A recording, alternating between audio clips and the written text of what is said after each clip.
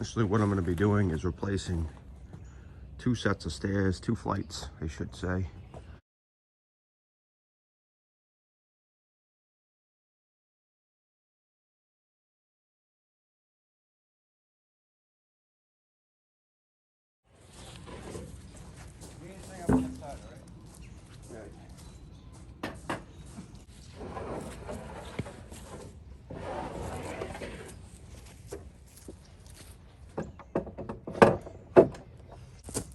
If you want to learn more about these pants I'm wearing, they're called Job Man. They're from Sweden, and I did a whole video explaining them and showcasing them. So please check that out.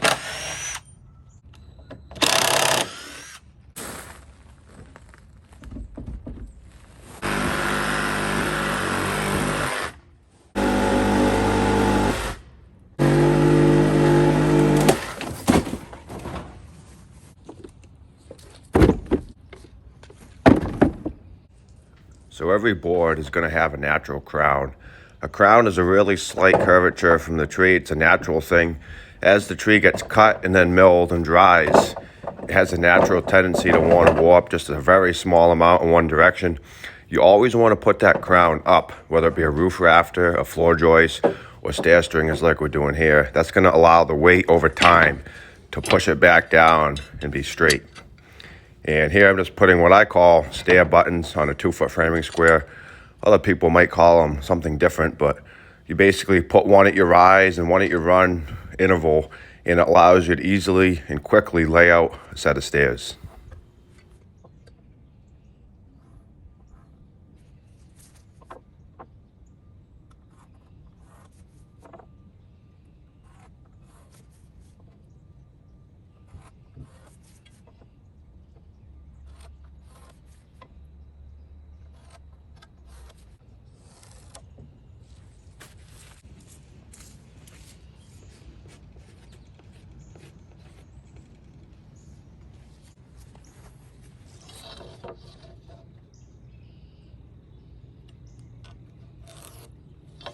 So just a quick pro tip for you guys. I see a lot of people forget to do this. And the thing you need to do is take the deck board thickness out of just the bottom step. The reason you do that is because it's not going to have a deck board at the very bottom. It's usually sitting on something like a concrete pad like this set of stairs is. And if you don't cut out the thickness of that bottom step from the deck board, you're going to end up that much higher than all the other steps. So let's say you have 1-inch thick deck boards, which are pretty common now. That bottom step would be 1 inch higher than all the others, and it won't pass code, and it won't look right, and it could be considered a trip hazard. So, common deck board thicknesses are 1 inch, whether it be 5/4 by 6 pressure treated or composite. Some people use 1.5 inches, which is what I'm using here to match what was there. But make sure you cut the thickness of the deck board out of just the bottom step so that all your steps are within 3/8 of an inch of each other, which is the code.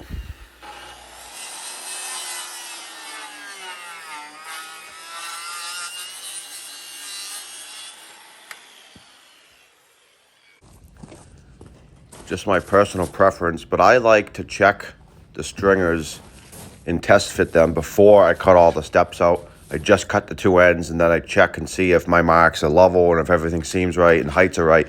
Because if you do the whole set and then check it, it's kind of too late. Whereas if you just cut the ends and check it, you could adjust it slightly if you had to. You still have enough wiggle room. But once you cut those steps, there's no going back.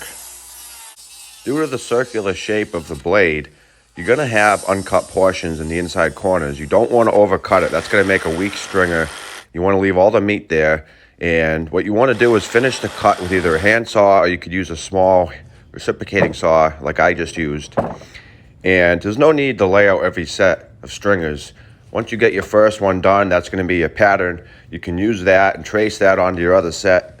And then you're going to have exact copies of each other. And all the stair stringers will be the exact same.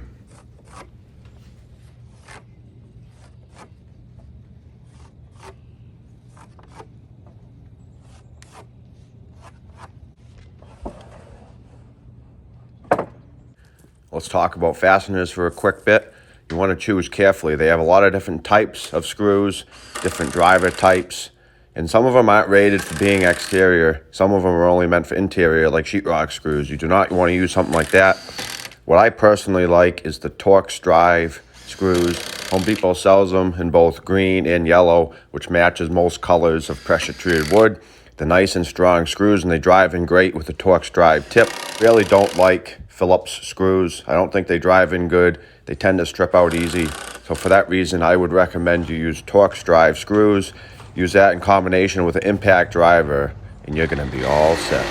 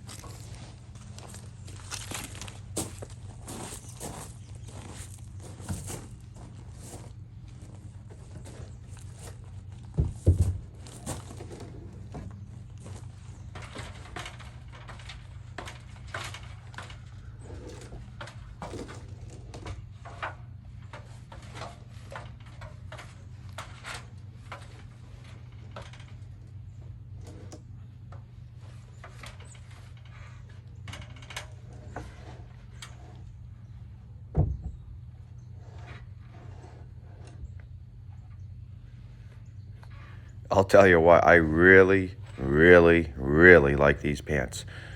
Like I said, these are Jobman. It's a Swedish company, and they make pants that basically are like having a built-in tool belt. And you can also put knee pads into the pants. They have pockets that are sewn in that you can put knee pads and they won't fall around. And I just really like them. I think it's a lot easier and more comfortable than wearing a tool belt, and they're built super tough. Jobman actually made pants for Husqvarna and Johnson Red for the chainsaw industry. So if they hold up to the forestry industry, I'm sure they'll be fine for this sort of work. And if you want to see any of the other tools I use in this video, such as the Bauer 20-volt compact brushless reciprocating saw, I do also have videos on that.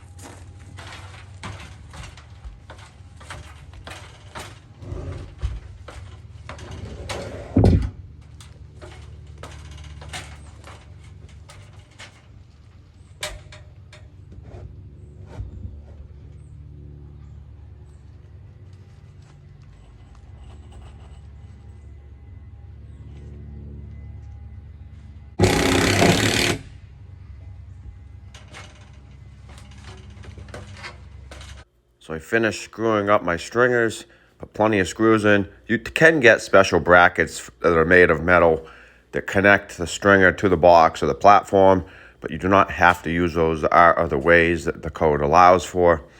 The stairs are all done, and the only other thing I had to do was add the riser boards, because you cannot have any more than a 4-inch space.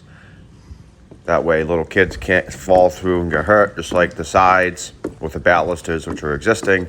And the last thing I want to say is please build carefully, follow all the rules in your area, and ultimately you are responsible for what you build. Build a Lot Acres does not take any responsibility for anything anyone else builds. Thanks for watching.